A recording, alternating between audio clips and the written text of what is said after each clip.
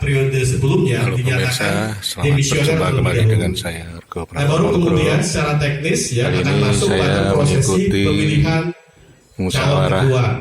cabang Nah, ini juga penting Peradi diperhatikan Daerah ya. Istimewa Tapi Yogyakarta selebihnya DPN tidak mau yang diikuti mengambil oleh porsi di situ. Ya, DPN Peradi hanya ingin Kota menyaksikan Jogja, sebagai peninjau. Peradi Bantul, Mudah-mudahan prosesnya bisa Sleman, berjalan sesuai harapan. Kulon Dalam Progo, teknis pemilihan dan apakah Wonosari. nanti ada kesepahaman aklamasi dan seterusnya itu sepenuhnya menjadi Kali wilayah ini sedang yang ada di DPC dilaksanakan masing-masing. Ya, jadi pidato wilayah dari kenapa? Wakil Sekjen Muscab itu adalah Peradi forum Pusat tertingginya versi DPC. Luhut Pangaribuan. Nah, DPR hanya hadir sebagai peninjau dan setelah dilaksanakan muscab oleh DPC masing-masing dalam hal ini 4 DPC, maka hasil dan seterusnya ya, sesuai dengan yang sudah disiapkan itu diserahkan ya ke DPR ya dalam bentuk laporan pelaksanaan musyawarah cabang ya, dengan mencantumkan beberapa lampiran ya, mulai dari berita-berita acara, kemudian juga siapa ketua yang terpilih, kira-kira begitu. Nah, jadi itu yang terkait dengan muscab. Nah, yang ketiga, terakhir dari saya ada pesan dari Pak Luhut Pangaribuan, Pak Dr. Luhut MP Pangaribuan.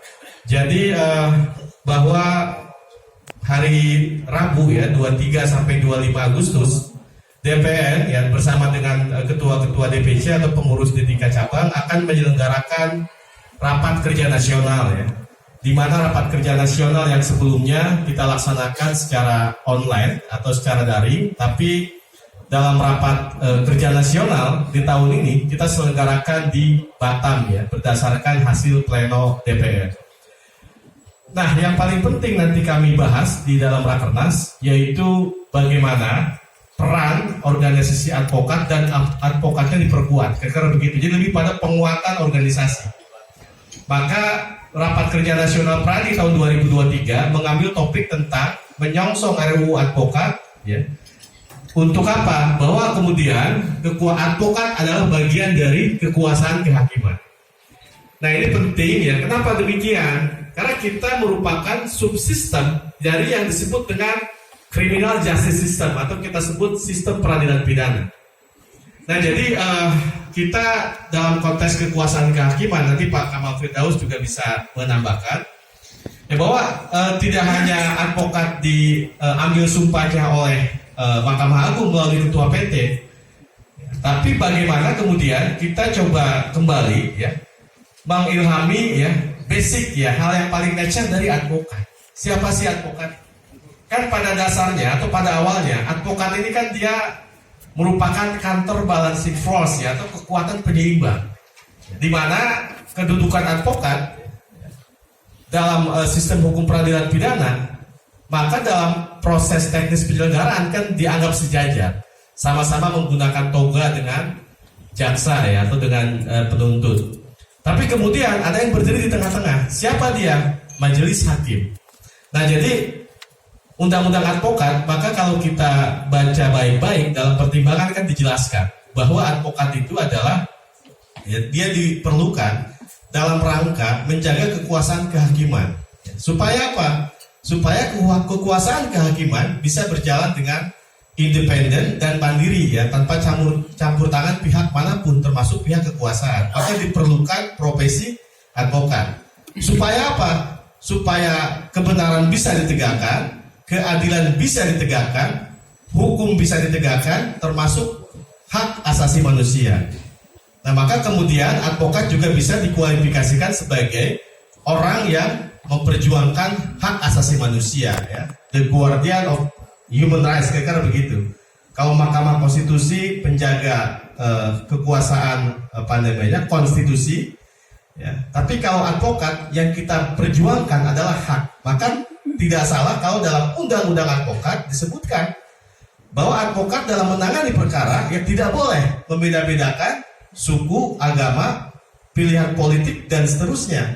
Dia hanya boleh ya tidak menerima perkara atau tidak menangani perkara karena permintaan kalau itu konflik of interest ya, konflik kepentingan atau bukan kompetensinya. Yang berikutnya, advokat juga jelas tidak bisa diidentikan dengan perkara yang sedang ditangani. Karena kalau dikait-kaitkan repot.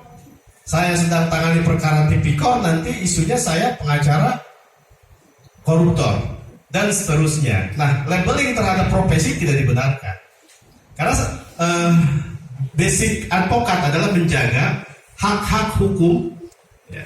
Dalam sistem peradilan pidana tentu menjaga hak asasi manusia orang yang sedang dipersalahkan, jangan sampai proses hukumnya itu berjalan tidak fair. Nah itu kira-kira maka penting dalam Rakernas tahun 2023 kita songsong undang-undang advokat yang baru ya dengan menegakkan ya, dan juga terus memberikan satu wacana bahwa advokat adalah bagian dari kekuasaan kehakiman.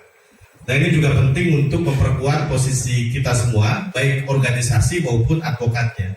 Karena pada dasarnya tugas organisasi advokat, baik di DPN maupun di DPC, bagaimana bisa meningkatkan kualitas profesi. Itu yang harus kita tegakkan bersama-sama.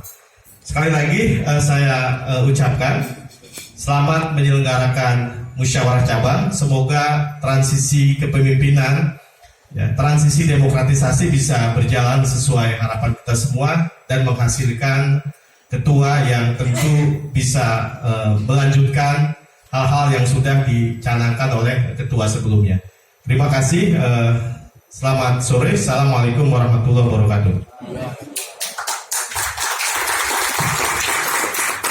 Pemirsa, akhirnya Muhammad Daud Bara SH atas sambutan yang telah diberikan. Selanjutnya sambutan dari advokat senior Abang Kamal Firdaus SH. Pada Abang Kamal Firdaus SH kami persilakan. akhirnya saya Bapak Monggro, terima kasih atas perhatian Anda. Sampai jumpa.